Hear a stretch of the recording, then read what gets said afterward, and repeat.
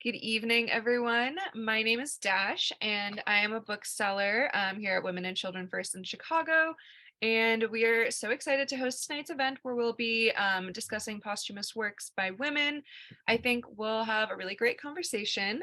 And we have with us today our moderator, Naomi Huffman, Danielle Dutton, Barbara Epler, and Mika Kasuga.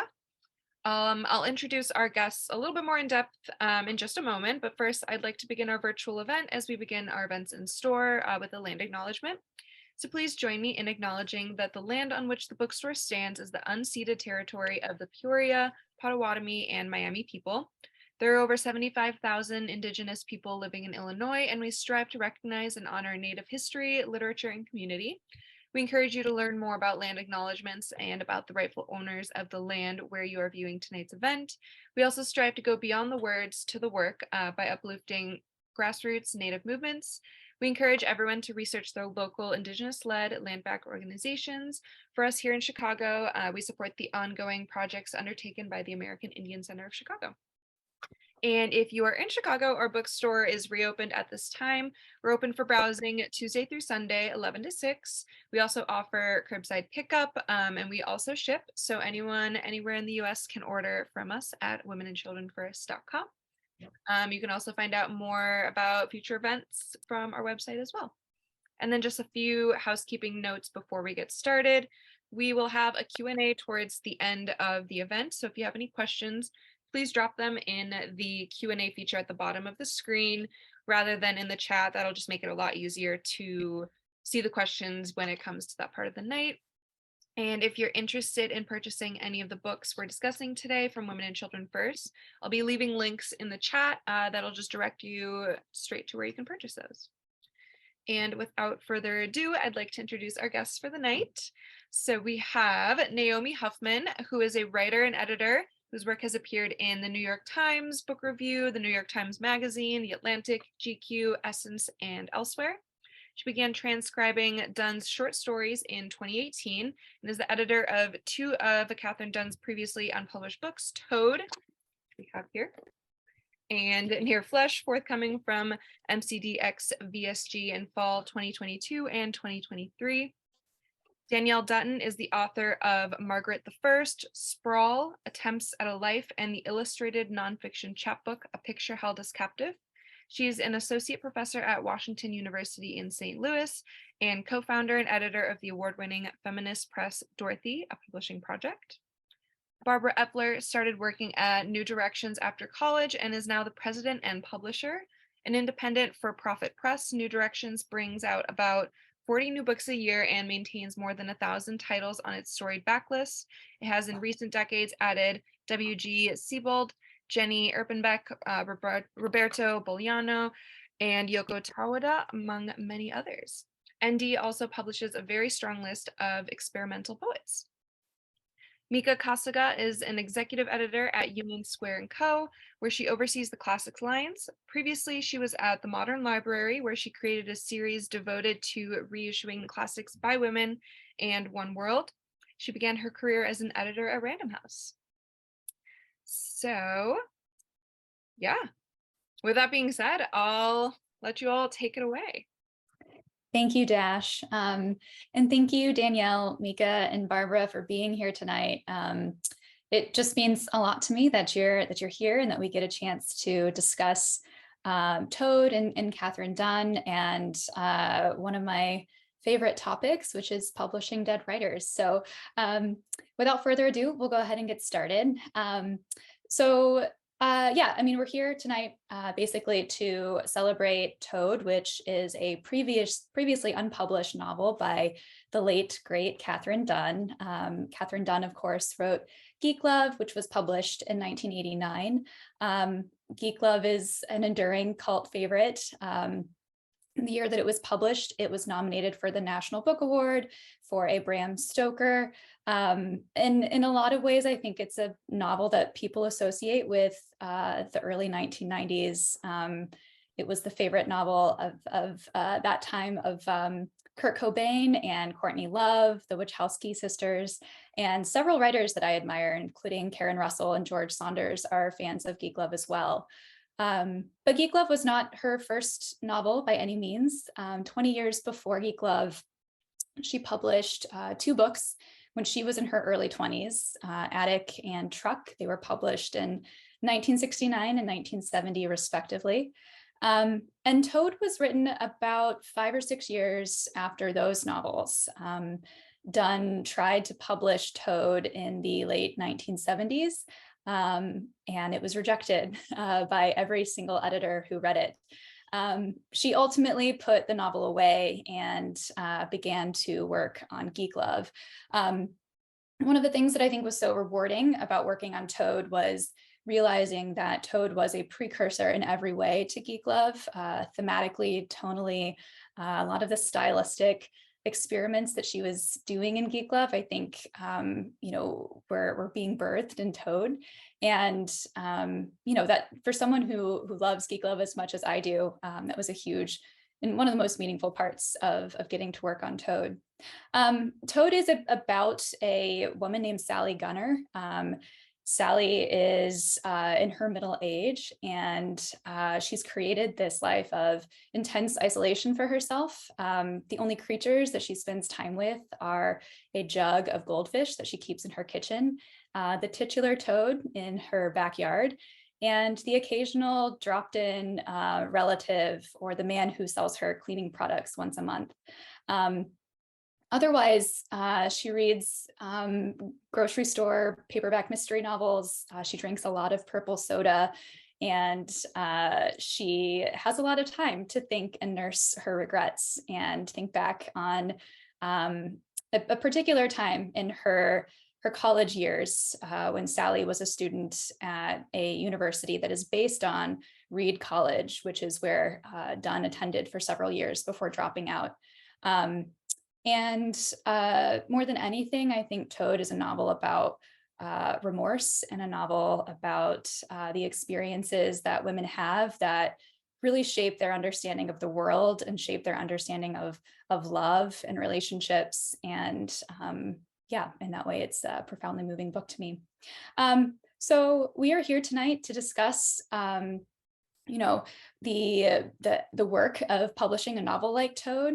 All of the women who are here on this call have extensive experience, much more experience than I do, in fact, of trawling through archives or working with estates, bringing novels into English for the first time, and really engaged with the questions of the politics and ethics surrounding publishing writers posthumously.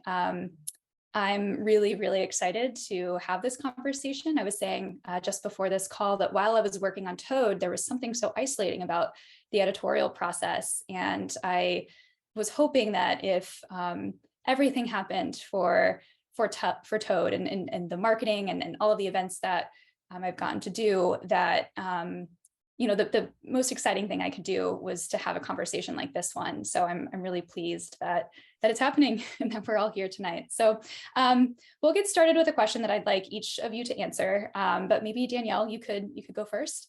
Could you describe, Dorothy, why you started the press and what it publishes? And then second, maybe introduce us to a project, a recent book, posthumously published work, and how that work came to you. Okay. Well, thanks for having me. Thanks for inviting me, Naomi. And it's lovely to be here with you, Barbara and Mika. And thanks to everyone who's here tonight. So Dorothy, a publishing project, is a feminist press based in St. Louis that publishes 2 books together every fall. We publish fiction, something we call near fiction, and writing about fiction, mostly by women. And the press started, that was a really condensed summary of Dorothy, but the press started in 2010 with 2 books. One was the contemporary American author Renee Gladman's novel Event Factory, and the other was, actually you have it here, a posthumous reprint of Barbara Comyns' forgotten 1954 novel, Who Was Changed and Who Was Dead.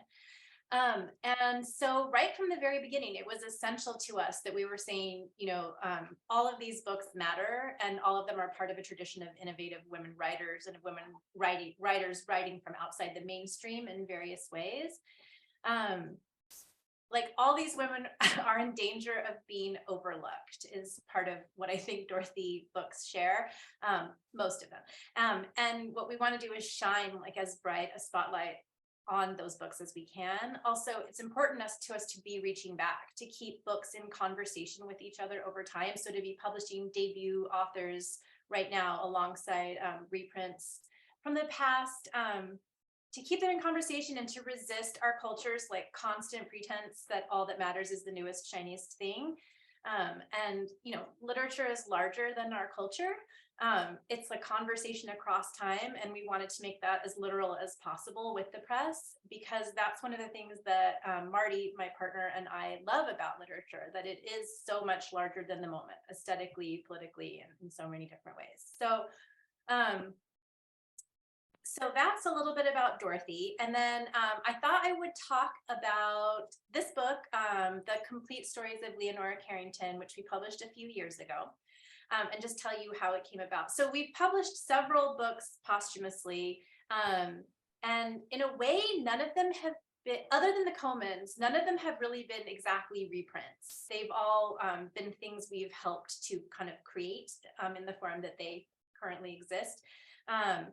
But this one is fun, a lot of fun to talk about. Okay, so this actually started with Marty, my partner, who read that at that time out of print edition of Leonora Carrington's novel, The Hearing Trumpet, and he was just like roaring with laughter the whole time he was reading it. And I had not read that book at that time, and he was like, "You have to read it." I love books about old women. That's like a subgenre I'm obsessed with. So he was like, "Read this book. They're the best old women in all of literature." So he became interested in finding out if, you know, that book was going to be reissued. So because of that, he reached out, he figured out who the, you know, you do this little bit of detective work, ask a few people, figured out who was the estate agent, and contacted the agent and to ask about The Hearing Trumpet. And this is actually sort of funny. It's like, it was just super serendipitous. I don't know if this is like normal or if this was just this bizarre lucky occurrence, but the agent was like, "Actually, NYRB is doing a couple of things, and the centennial of her birth is next year." And we were basically just like, "Yes, whatever we can have or whatever way we can be involved in this, we want." So we were sent a manuscript that included some stories, like a novella and a couple of plays. And so we read through all of that, and we were trying to decide what we wanted to do. And a few of those stories, 3 of the stories, were previously unpublished. The others had been in a couple of different collections over the years in different places around the world. But yeah, there were these 3 unpublished stories. And so we did have the pleasure of actually getting to edit Leonora Carrington's work with the agent and the estate, a lot of which involved trying to read her handwriting, which is this like wonderful scrawl. So we did get to do that, but just to pause for a second. So editorially, I feel like a lot of what we were doing was conceptual. Like, what kind of book is this going to be? How is it going to move? What kind of space is it going to claim as a book? Which, as a writer myself, that's the kinds of questions I'm asking myself about a book when I'm putting it together. But when you're publishing a posthumous work, like, this is something that sort of falls to the editor or to a team at a publishing house to sort of think about and decide. Which I find really interesting. So on that note, we decided we wanted to do a complete stories rather than give it a title like The X and Other Stories, as several previous Carrington volumes had done. So for marketing reasons in part, but also because we always want there to be that conceptual reason why particular pieces exist together in a volume, and, you know, complete is like a really good reason. And for Carrington, we also just thought there was a really meaningful logic for all the stories and just the stories to be housed together, moving sort of roughly chronologically across this long career. And that is why we decided to leave out the novella and the plays, because we wanted the volume to have this strong sense of focus. But there was a problem, which was that a few of the stories were in a different book that NYRB was planning to bring out. So it was down below in Other Stories originally. And so we are now distributed by NYRB, but at the time we were not, but we knew them. So we basically contacted them and we were like, "Can we please have these stories? Because we want it to be complete." And they saw the editorial logic, and they extremely graciously said yes. And they gave us the stories. And so the complete stories of Leonora Carrington was born. So thank you, NYRB. I think that was Edwin. Thank you, Edwin. So that's kind of the backstory. And then I know you'd also, did you ask about marketing, or should I hold off on that for later? Yeah, let's hold off on marketing for now. Yeah.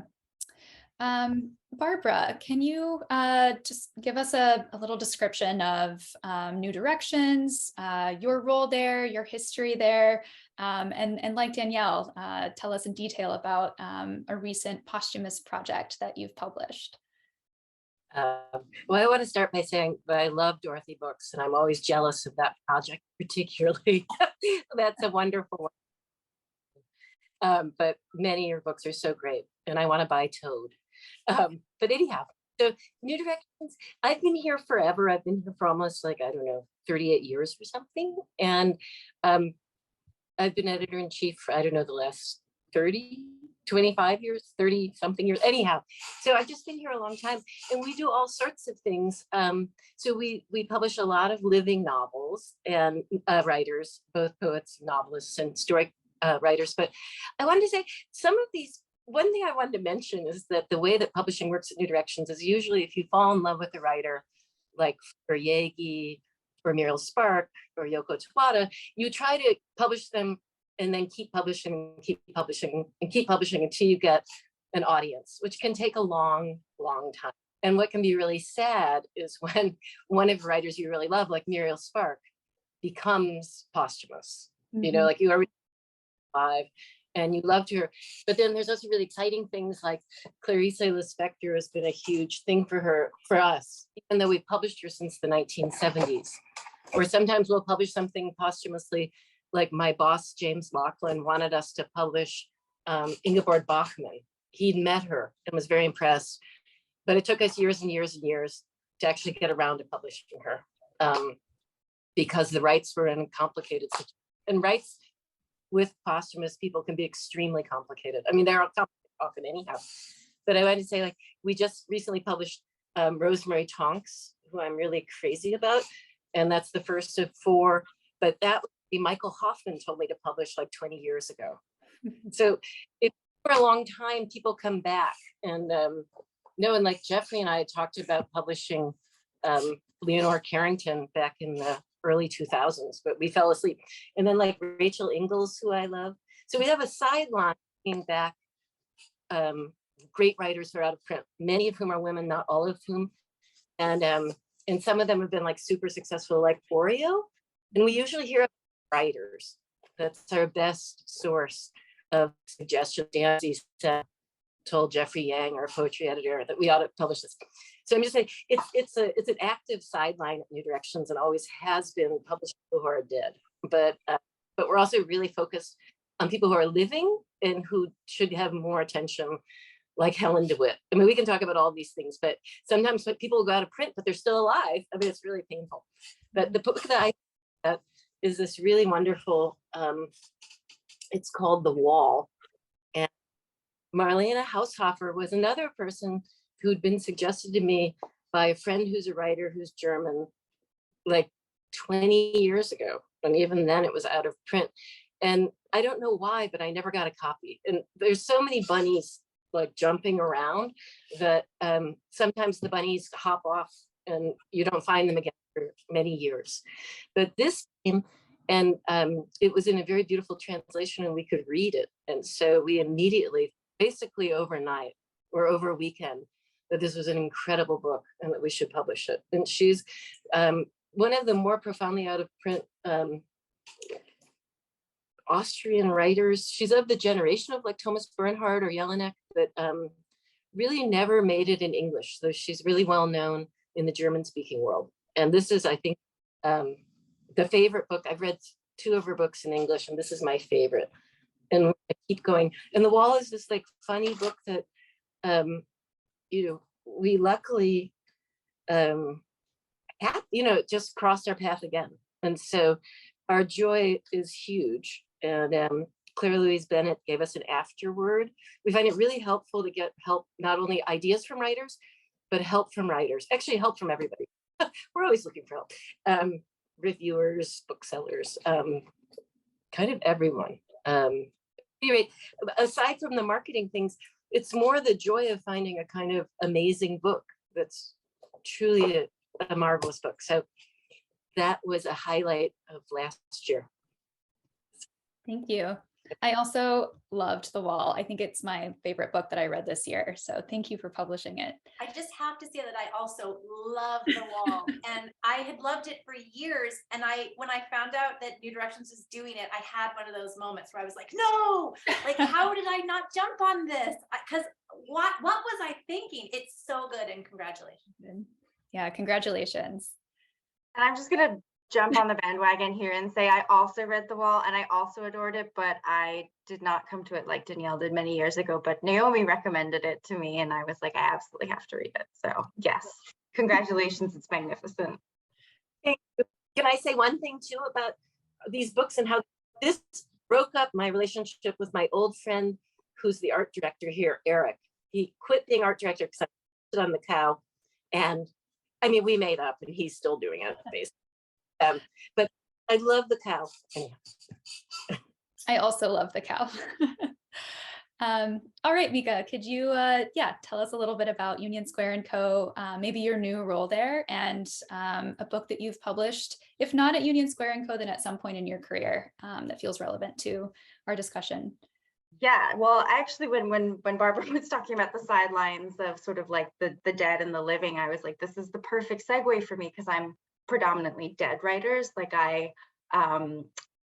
at Union Square & Co., I'm an executive editor heading up the classics lines, which effectively means doing all the classics for Barnes & Nobles, which is really exciting. And then prior to that, I was at the Modern Library at Random House, which is this like gorgeous, storied literary imprint that has this long history and has sort of had its title output drop in the past few years. And so I kind of wanted to do more with it and play with it and revive it. And they let me at Random House for 2 years. And while I was there, one of the last books that I acquired, which is the book that I want to talk about, is Looking for Trouble, which is the memoir of this woman called Virginia Cowles.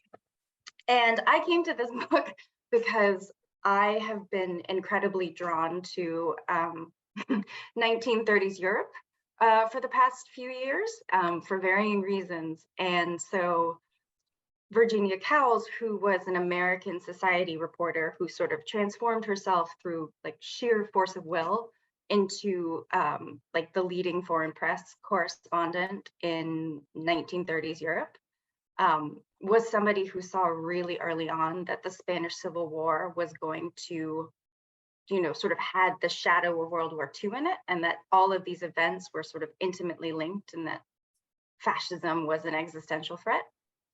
And she has these like glorious character portraits in it too. So I came to that and I fell in love with it because it felt prescient. It felt prescient in a way that was also easy, I think, for other people, because when you have like such a hard message, I think it's very difficult, or it can be very difficult to find a way to make it commercially compelling. And so World War II is always a great hook, and Cowles herself had such a warm voice. And and then like Barbara said, I find that sort of trying to get introductions that sort of can tether this for a contemporary reader does so much of the work, or it has to, because marketing is hard, publicity is hard, and I was looking forward to this conversation because I was really hoping we could solve it, frankly. That's a big task for the evening maybe, but before we move to marketing, because I know we're all excited to talk about that, Mika, can you talk a little bit about the editorial process for Looking for Trouble? Yeah, so I mean, it was pretty straightforward. It was the manuscript. She had previously published it herself and had sort of done so right before the US entered the war. So it's very explicitly written as this sort of call to action, which was kind of exactly what felt appropriate. So beyond getting an introduction, there was really nothing for us to do. Interesting. And Barbara, The Wall is obviously, it's initially written in a different language. What does the translation process, how does that change the editorial effort for a posthumous book? It all depends. Like in our case with The Wall, it had a very beautiful translation that seems just pitch perfect for this story of super isolation by Whiteside, which was the original translation back from 1990 when it first went into English and then went to print. And so this isn't something we commissioned. We bought the rights from him. Sure. And so it depends. And then there's some cases where something like there's a huge amount of editorial process with Clarice Lispector where we've retranslated everything. Right. And so like enormously expensive, but also enormously worthwhile and really fantastic. I always liked her. You know, we've published her since the 1970s, and there are these Giovanni Pontiero translations, which her UK publisher, Carcanet Michael Schmidt, loves. And I sort of felt bad hurting his feelings, but they do simplify her language. And it really had to be shown that if you look at the Portuguese edition, there's broken words and words that aren't in the dictionary, and the syntax is completely differently presented, and that this was one of the most highly educated people of her generation. And so it was all on purpose, and we were dumbing her down. And so amount of editorial. And then it all varies in between. A lot of times, like Oreo was perfectly written and done, and but we really did need apparatus around it. We needed new people like Benzie Senna, and getting help from writers like Paul Beatty, you know, just looking around. Or, you know, like somebody like who I really adore, Rachel Ingalls with Mrs. Caliban, getting Rivka Galchen to write an introduction. And then also, not to go into marketing, but also like placing those things. And so it all depends. Some people really need help. Other people, the books were published extremely well when they were published originally. Mm-hmm. Mm-hmm. Yeah, like like Your Hearing Trumpet seems like a perfect addition by NYRB, but I don't think they had to do anything where you guys put together the complete stories, right? At Dorothy. Yeah. Yeah. So different. Yeah. So Mika or Danielle, do you have maybe a horror story of an editorial process that got really wrangled, you know, or really snagged by the desires or the expectations of an estate, or a living spouse, living siblings or family members, or even other living editors? Maybe not a horror story, but just something that got kind of complex. No, we don't. I mean, it's different editing a posthumous work and all of those relationships that you just listed than dealing directly with an author, right? Like it's a very different situation, but we, you know, it's all just part of work and part of the job, and nothing like egregious has ever occurred.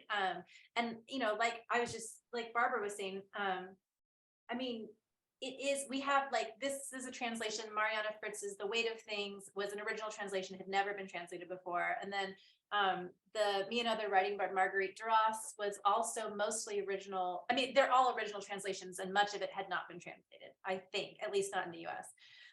So that's dealing with a translator is much more like just dealing with an author, you know? So there's like a person to be bouncing things off of, and all of that's been fine. But I don't think we've done as many reprints as Mika has. So maybe. I mean, it's kind of what happens when you have, you know, limited tools at your disposal.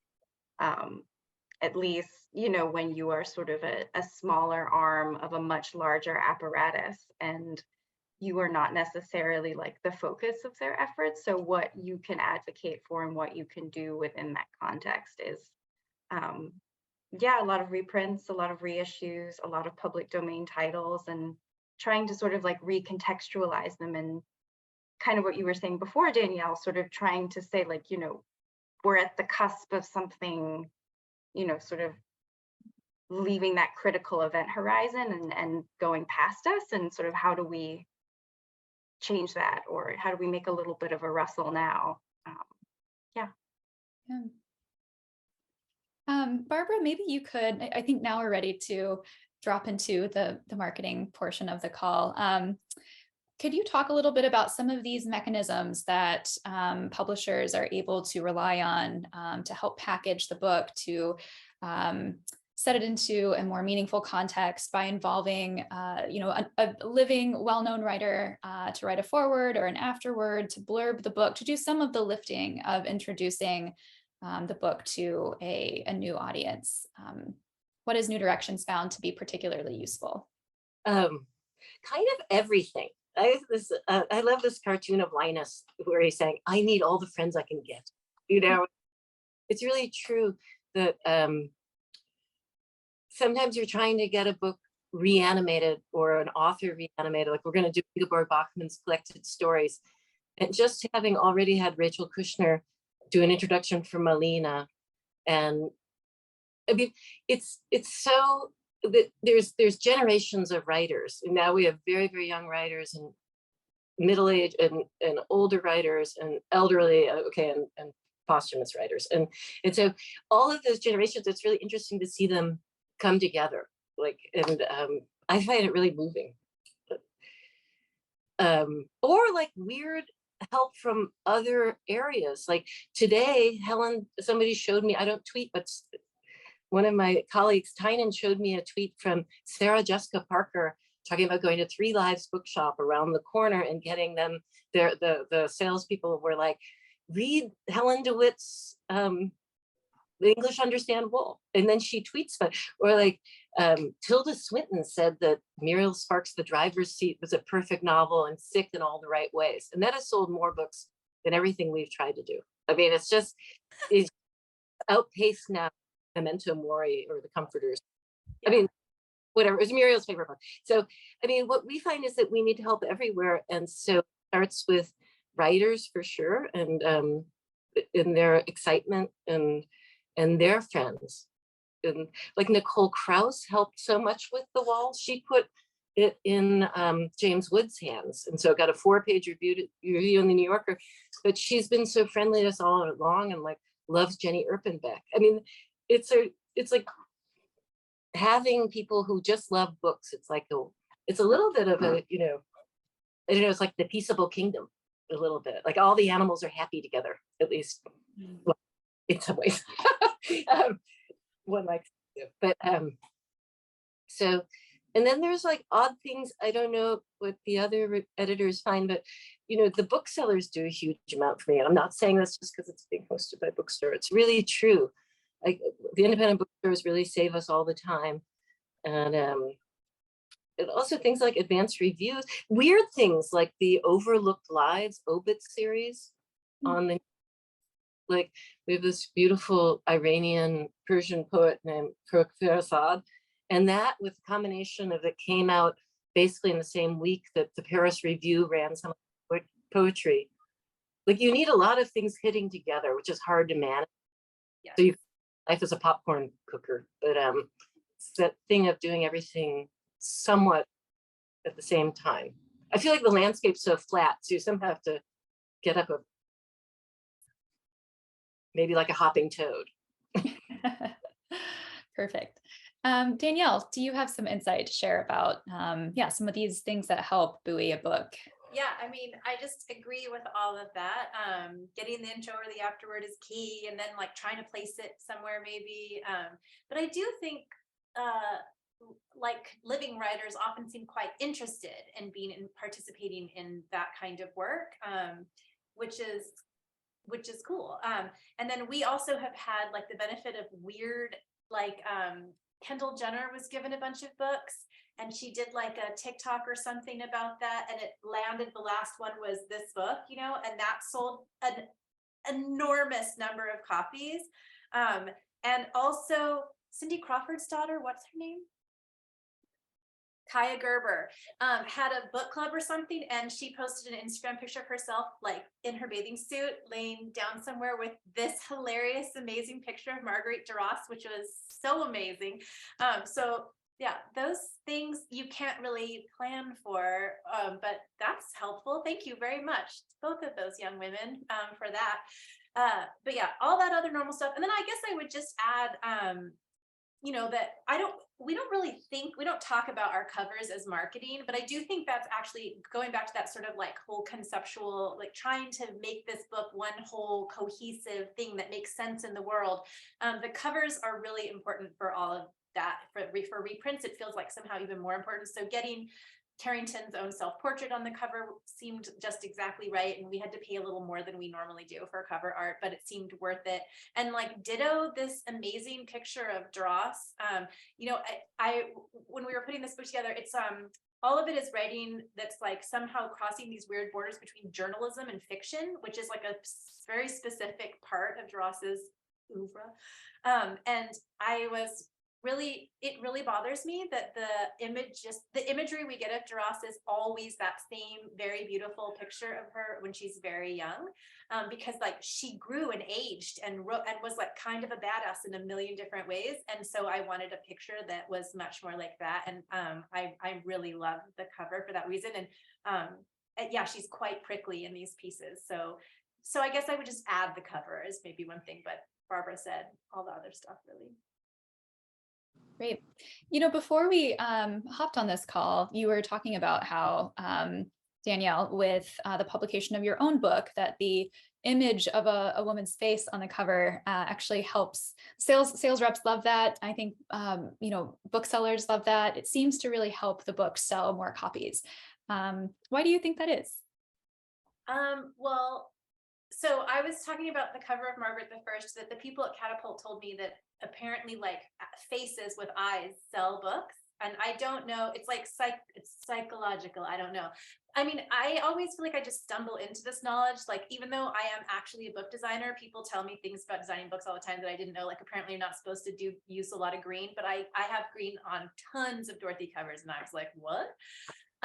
Why not? So I don't know why that is, but I can say, I think Suzanne Scanlon is here, and Suzanne's a Dorothy author. Hi, Suzanne. And I remember with her book, like for the years, I was extremely resistant to having any human imagery actually on the books at all. And that was something Suzanne and I talked a lot about with her book, which came out beautifully. And Promising Young Women. So I don't have it here with me. I wasn't planning on talking about it, but I did a lot of things like this where there's a humanistic impression, but not a face. And then, yeah, I gave in, and there are faces all over the place now in our books. Does it help? I don't know. I mean, I'm totally fascinated by that question, but I don't have the answer. Yeah, Sure. Maybe someone else can tell us in the chat. Maybe someone else knows.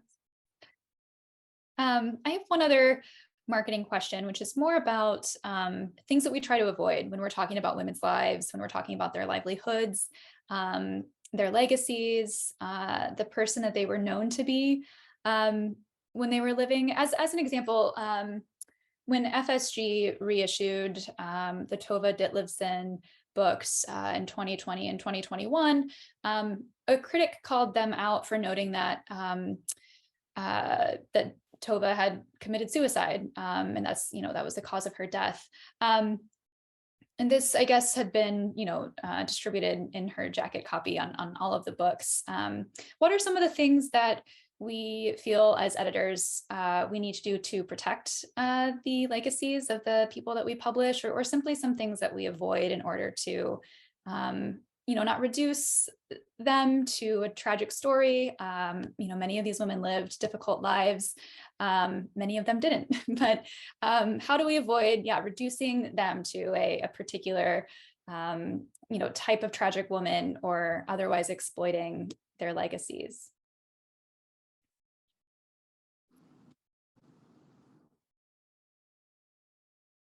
I mean, I feel like that's a question I want to ask you in terms of when you were thinking about like Toad and how you were sort of pulling that together. Like, how did you avoid, because I feel like the tragedy of Kathleen Dunn is that she's only thought of as like a one book author. And I'm curious how you sidestepped that, because I feel like you have done beautifully. Oh, well, thank you. Yeah, I mean, I think that I hope it was just expressed in the spirit of the project from beginning to end. I think, yeah, part of publishing Tove has just been also pointing attention to the entire body of her work. These other two novels that she wrote, Attic and Truck, and that she was also a very well-respected boxing journalist in her time, and she has a collection of boxing writing. And I have tried as much as I can while talking about Tove to talk about these other things that she was known for. And I think also, earlier, Danielle, you used the word forgotten in quotation marks, and I think it actually does a deep disservice to the book, but perhaps a service to the publisher to use words like forgotten, or maybe discovered or rediscovered is even worse. I think it ignores the work of estates and archives, the people who work really hard to keep these books in existence and preserved in some format.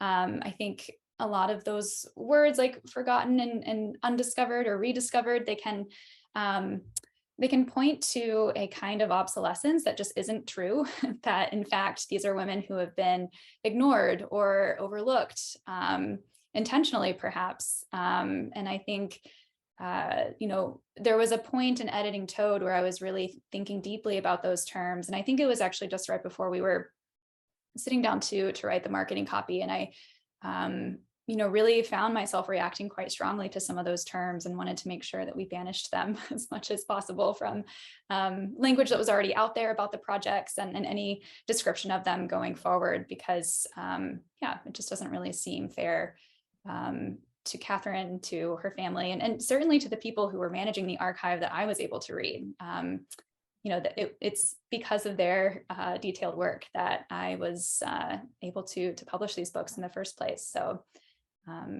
that's at least one aspect that I've given a lot of thought to. Does anyone else have thoughts about some of those terms? They can be so exciting to read, and I think they really make for juicy marketing copy or jacket copy, but they're certainly often inaccurate and perhaps insulting. I was thinking about Rosemary Tonks, who I think is so great, because she's sort of one of these people, but she did this herself. And I feel like, so we have to put that light under a bushel. To me, it's this fabulous story so she was a really famous writer in the 60s, 70s, and kind of swinging England, like pictured. Oh, and I was going to say, it really does help to have photographs of authors. I mean, just the beautiful gals. I mean, everyone likes to see pictures of authors. Very useful. But so Rosemary Tonks was somebody who, like, I don't know, she was almost like, she wore like Italian clothes and drove a French car. I think wore French clothes and drove an Italian car, and had a Queen Anne's house in a cool neighborhood of London. And then her mother died, and she had a religious conversion, and she went hog wild for destroying her own work.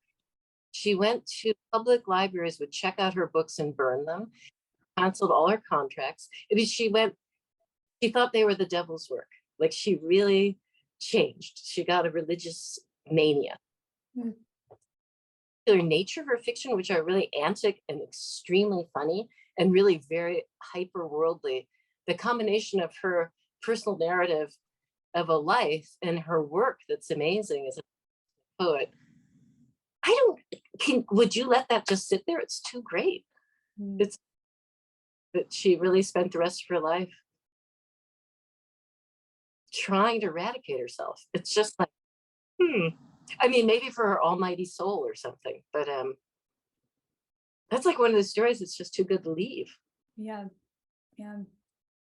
Carrington's biography was too good not to use, and Comyns too. They both have these just incredible life stories that I remember writing the bio note for the Comyns, and I reread it recently because we just had to reprint it, and I was like, this is one of my favorite things I've ever written. Like, just because her life was so amazing, like, and it's such a funny bio, I was like, she raised poodles, and and she grew up largely unattended, you know, except by a governess who paid no, like they both had governesses and nobody paid any attention to them, like those sorts of British mid-century lives. So, but I will say, like, one thing I refused to do was we don't put, except with the exception of the dross, we don't put author photos on anything. And that's just coming out of my own feeling as a writer, I guess. I also have always resisted it, not always successfully, of having my picture on books. But I did refuse to ever tweet that picture of Max Ernst cupping Leonora Carrington's breasts. And because I feel like it's the one image people always go to with her, and it just like makes me so mad. I mean, I might have not successfully never retweeted it because it might have been attached to things that like, but yeah, like it quickly just became clear to me, like, no, that's not the picture we're using. And it was weird to me that like people would use that one in a review of her work, and this kind of rediscovery of her writing, because you know people knew her as a visual artist, but not so much as a writer. Which was another reason we wanted to use her image on the front, because a lot of people I've seen people be like, wait, she writes? You know, like as they're recognizing a Leonora Carrington painting, they're like, wait, what is happening here? These are her stories, which is cool. But yeah, that picture, that was my no, my line in the sand. Yeah. Yeah. Mika, do you have anything to add? No, I don't think so. I mean, I'm kind of coming up short, to be honest, but I will say that the only thing I've ever felt sort of tempted to sort of write all sorts of false copy about was this writer, Edith Maud Eden, and she's sort of remembered as the first Chinese American person to publish fiction. But it can be so heartbreaking reading her work, because she sort of writes these very sort of simplistic, moralistic stories about Chinese people living in Chinatown in like early 20th century America. And you have to peer into her nonfiction, which she wrote very little of, and which is mostly lost, to really catch the acerbic, like vivid, angry person that she was, because so much of her fiction was written for white readers, and she was trying to explain to them that like Chinese people are human effectively, and that they could be sympathized with. And so she's somebody I think about a lot when I think about the challenges of marketing, because there was so much that was truly lost, and what remains is not fully indicative of her. Yeah, that's a really good segue into my last question, which it's kind of crazy that we're already at that point in the call, but I do want to leave enough time for audience questions here at the end. We've been talking about this sort of atmospherically the entire time, but I'd love to hear it from all three of you in your own words. Why is it important to publish these works? Why is it important to keep posthumous writers in print?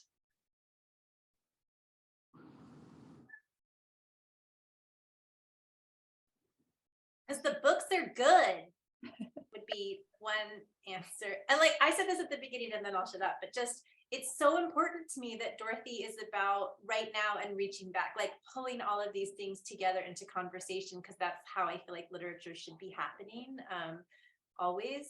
So that's one part. Thank you. I totally agree with that. And I feel like all literature is in conversation with other literature, but from different languages, but from different times. And young people, I mean, old people, we all want to read everything. I mean, it would be crazy not to. I don't think people have this conversation about art. You know what I mean? Like everybody buys a Renoir if they get a chance, or a Picasso, you know, it's like whatever, you know, or a Merritt Oppenheim, you know, what's, you know, like it's like something, you know, I don't know. I think there's no question of that. And it's funny because of the nature of things going in and out of print that it's a question.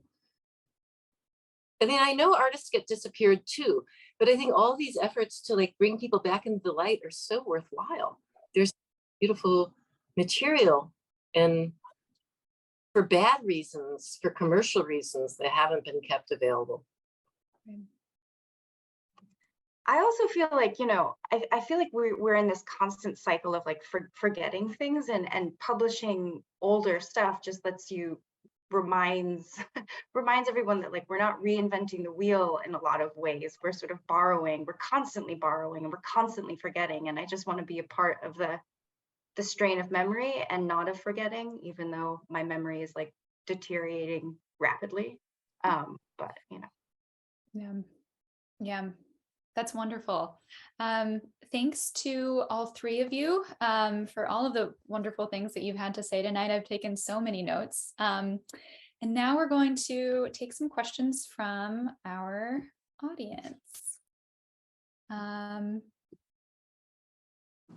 right, Alyssa says, it is making me crazy to not be shouting yes, yes, yes in this chat. So this is me doing that here, especially about Carrington and Duras's images and the use of forgotten or discovered.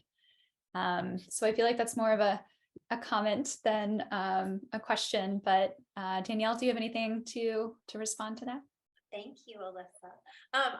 It just made me remember, I wanted to say, like, when you were talking earlier, Naomi, it would be interesting if people started saying like this ignored writer instead of forgotten. Like, it would be just interesting tonally to make that semantic shift. Or Barbara said disappeared about artists. And it would be, I don't know, it would be kind of interesting if we saw that language creeping in more to the discourse. Mm-hmm. Yeah. One I was thinking too is that it's very interesting when you do publish somebody who makes it into this very important category, like Lispector, that they're a genius, right? They get to be a genius. They're only compared to men. Mm-hmm. You know, they're only compared to Borges. You know, it's just, yeah.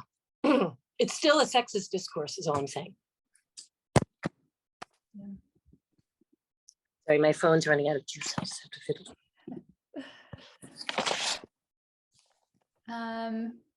Looks like that was actually our only question. Does anyone else have anything they'd like to put in the chat really quick? While you're doing that, I'd like to also ask a question that I didn't get a chance to, which was why so much posthumous work, or why like the real energy in posthumous publishing right now seems to be the province of independent publishers. Barbara, you kind of pointed at this earlier.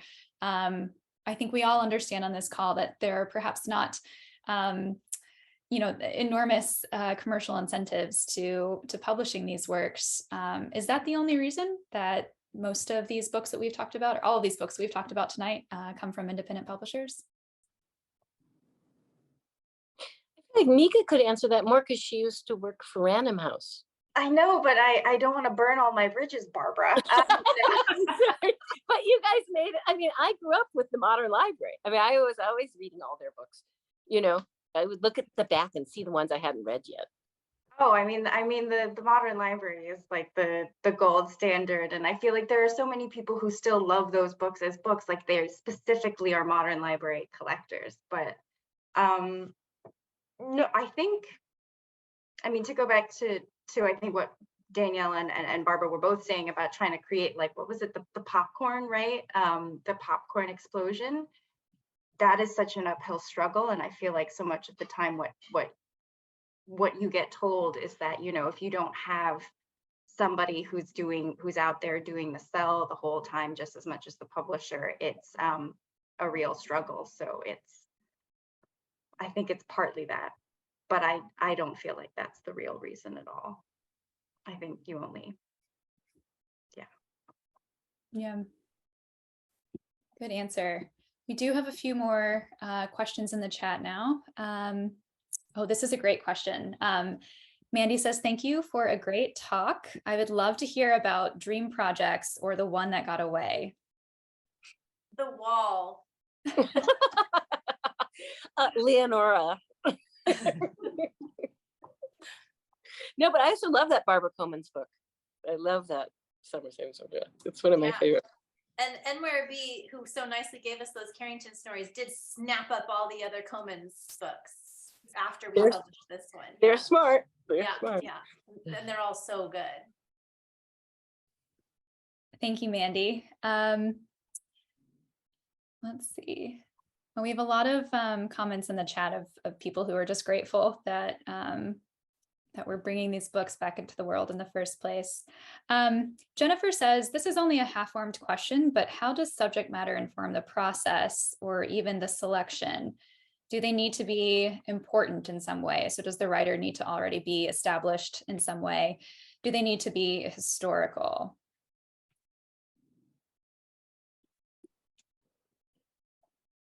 Does anyone want to take that?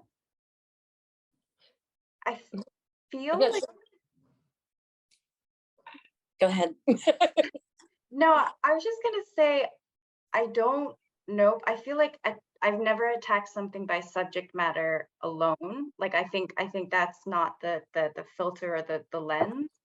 I think I start with like the people. I think more often than not the writer, or the movements, and sort of go from there, like the history, and see like.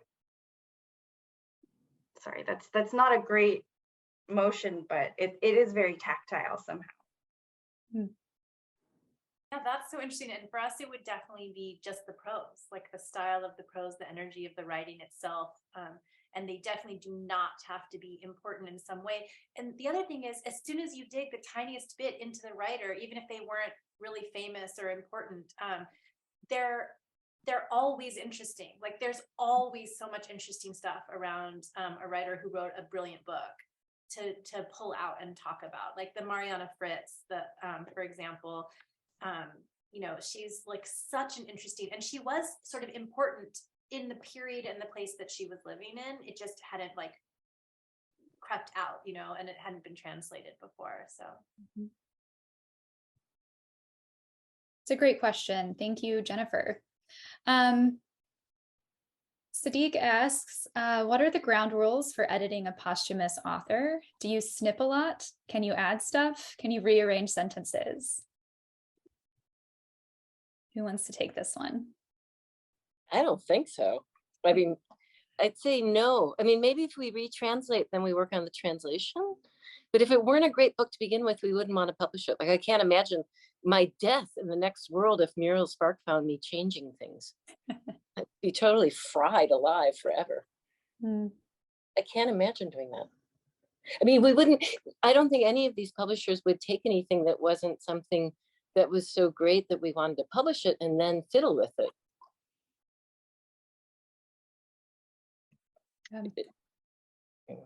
Mika, you look like you have something. I wouldn't say edit, but I'm sort of coming up against, this is a manuscript that I'm looking at right now, and the issue is that, and I'm not going to change anything, but the issue is that the writer creates this massive time jump, and because it was the novel in question was sort of done was serialized like a newspaper, she could do that, and it wasn't a big jump for the reader because they were kind of expecting those kind of breaks. But when you read it sort of together as a novel, it's very jarring.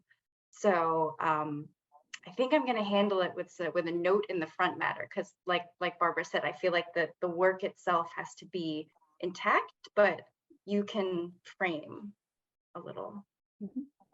Or sometimes you frame it a different way. Like if you're trying to bring back a writer and she wrote 100 stories, it's a framing device to take the 15 you think are really like gonna position that person and to get her work the attention maybe she didn't get while she was still alive, or she did long ago, but then the time came and went. And yeah. I think we have time for one more question here. This is from an anonymous attendee. How about predecessors like Virago Books? Are you following in their footsteps? And I think it would be, yeah, if anyone has a favorite publisher or someone that a publisher perhaps that they admire and they'd like to publish like, I think it'd be really great to mention those at least, and maybe fill in their history a little bit.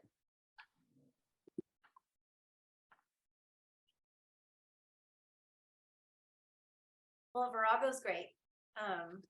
They're such an important press. And I can't fill in much of Virago's history, but maybe someone else can. And then, I mean, there is just also NYRB, just like the big obvious one here for me. And so many of their books are my favorite books. Like Sylvia Townsend Warner's Lolly Willows is one of my, along with The Wall, it's like in my top 5. And you know, I just would not know that book. I would not know her if it wasn't for their work. And so it just seems so essential to me. And I hope someone out there feels that way about, you know, some of the reissues we've done too. It's like, I just feel like, I don't, this is very geeky, but like blessing, like the word blessing came into my mind. Like, it's just, I just feel so thankful for that work as a reader. Mm-hmm. And I feel that way about Dorothy books and about New York Review of Books and about all sorts of things. I mean, there was also, you know, they changed over time, but like David Godine books, and often Dalkey saves some great books. You know, it's like they're there. You know, I mean, they're changing, but they're pretty remarkable. Mm-hmm. I feel like there are so few of us who really want to do that work, that like the few that there are, I may not know all of their histories, but I love them. I feel a deep fellowship. I feel a fellowship with all of you, as presumptuous as that might be, but I mean, yeah. Yeah. And I can say something really specific we did take from Dalkey, and I feel like this might be true of a lot of presses that do a lot of reissues, which is that part of our mission is to keep the books in print, which is like was a big deal for Dalkey. And once you've published it, as long as you exist, you know, it's alive, it has a home, it's not going to disappear again. Right. Yeah. It can endure forever. All right. Well, this was a really wonderful conversation, and I'm really thankful to the three of you and to everyone who joined us this evening, and to Women and Children First for hosting. Thank you so much.